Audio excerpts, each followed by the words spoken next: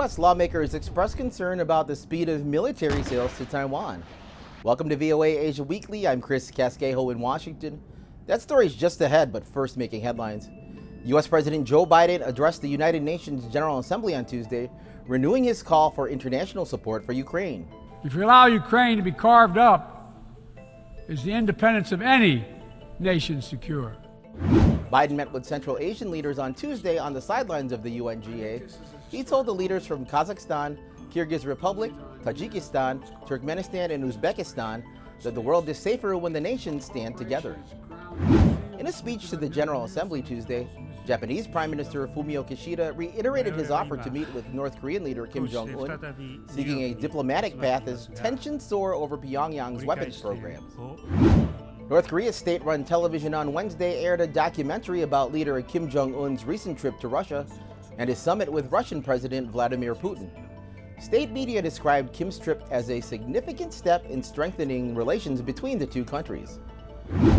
Huawei might be about to launch a mid-range 5G phone as soon as October, China's IT Times reported on Tuesday. The state-affiliated outlet report said Huawei may bring out a 5G version of its mid-range Nova phone in October or November. The release would be another sign the Chinese tech giant is overcoming U.S. sanctions. Washington has restricted Huawei's access to chip-making tools since 2019. Thai farmers are cashing in on a global spike in rice prices after the world's biggest rice exporter, India, curbed its exports amid a poor harvest.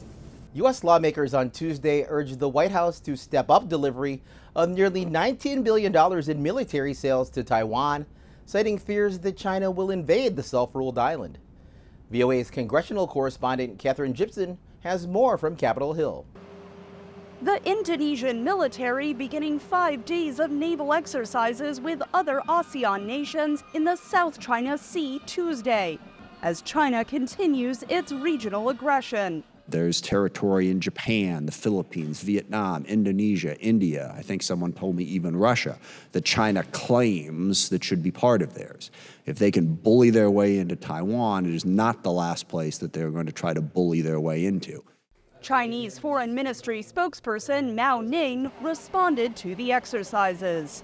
We have a clear and consistent position on the South China Sea. U.S. lawmakers expressed concern that the U.S. has not yet delivered on nearly $19 billion in military sales commitments to Taiwan. Chairman of the House Select Committee on China, Mike Gallagher, told VOA that even though Congress is being hampered by logistical challenges, the defense industry must move faster to transfer military sales to Taiwan. We haven't provided the multi-year appropriation necessary to replenish our stockpiles. Our defense industrial base has become very concentrated, it's very brittle, and we need to rebuild that. That's one of the lessons of the war in Ukraine, and we haven't learned it yet. Some Republican lawmakers argue the Biden administration has not been forceful enough in its Taiwan policy, and that the military sales program to Taiwan is broken. An administration official pushed back. Last year, we authorized the highest single-year number of foreign military sales notifications to Taiwan in at least 30 years. In this administration, we have authorized almost $6 billion in Taiwan arms sales.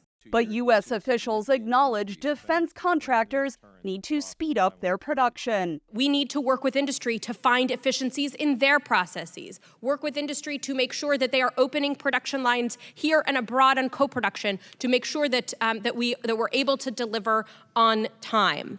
Under the Taiwan Relations Act, the United States is required to ensure Taiwan is able to defend itself. U.S. defense officials reassured lawmakers that America upholds its One China policy, which acknowledges but does not endorse Beijing's view that it has sovereignty over Taiwan. Catherine Gibson, VOA News. Visit voanews.com for the most up-to-date stories. I'm Chris Casquejo. We leave you now in Tokyo. Two Japanese pro wrestlers traded the ring for a rail car, marking the first wrestling match ever held inside a bullet train.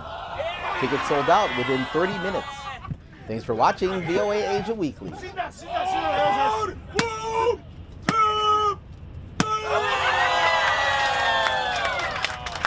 Yeah.